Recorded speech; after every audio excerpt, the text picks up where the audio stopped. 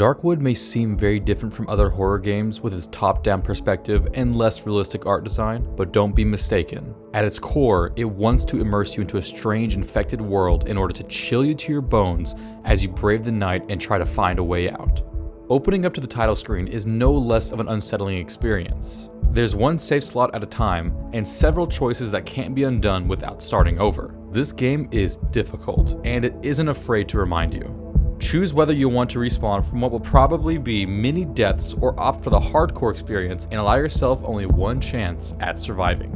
I always find myself staring and appreciating the artwork while on the few loading screens I encounter throughout playing. And hopefully all of you like it as well, because the initial loading of getting into the game every time you want to play will take a pretty substantial amount of time. It takes at least a few minutes to get into the gameplay, and this doesn't do very well in the pick up and play nature of the Switch. But once you do get in, everything is rather seamless.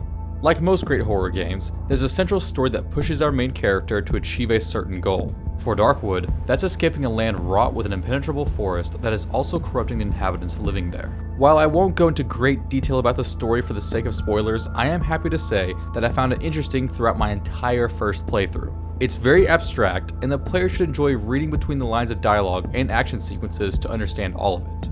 Along the way, you'll meet many major characters that usually have impacts on the outcome of the region. Some may live or die based on your choices, some may reward you greatly for helping them, and some may even change the ending of the story for you. Choose carefully. Let's get into how you actually find these characters and explore this dangerous environment. Darkwood relies very heavily on immersing the player rather than resort to jump scares and other cheap tactics to scare you. Instead, they want your nerves and fear to make you uneasy rather than the events that take place. The vision mechanic, where you can only see things in your field of view, is the stroke of genius for this mindset. Of course, while it's not the first game to do this, they have managed it very well. You'll constantly be keeping a watch all around you with every snap of a twig in the distance, or peeking through holes in a wall to plan a getaway. Catching something in your line of sight can be a matter of life and death. If you do see something, you can choose to sprint to escape. This, along with swinging melee weapons, will drain your stamina and potentially leave you defenseless. There's several weapons to fight off savages, dogs, or even monsters, whether it's a board filled with nails or a pump-action shotgun. It takes strategy and practice to fight for your life. Learning how an enemy attacks can be key to survival. Lucky for you, there's also crafting in this world from many items you'll scavenge along the way. Bandages, toxic gas, armor, traps, the list goes on and on. I'm actually pretty happy with the list of things that can be constructed. Not too little, not too much. Make sure you upgrade your workbench to unlock new and rarer items. Lastly, certain food items can be boiled down into a rather disgusting and unsanitary cooking pot that you can then inject directly into your bloodstream for positive and equally adverse effects. Seems like a great idea? These are fairly major milestones to unlock along the way, and can give your character power-ups to help with survival. But for every positive effect, such as being able to sprint indefinitely for a short period of time, there can be a few negative effects that you are forced to take with them. I really enjoy this mechanic of empowering yourself along with handicapping yourself. It made me choose my benefits very carefully to make sure it outweighed the drawbacks. Very, very clever. What about audio?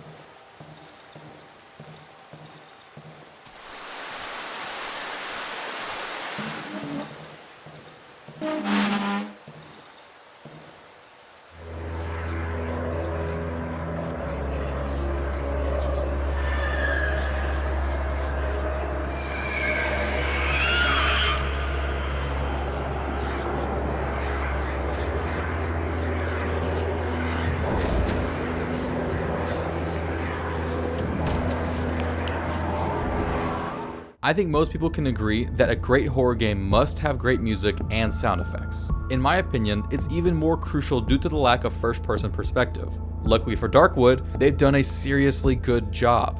The ambient noises of crunching through leaves or wind rustling trees will be quickly drowned out by a nearby growling dog or roaring savage.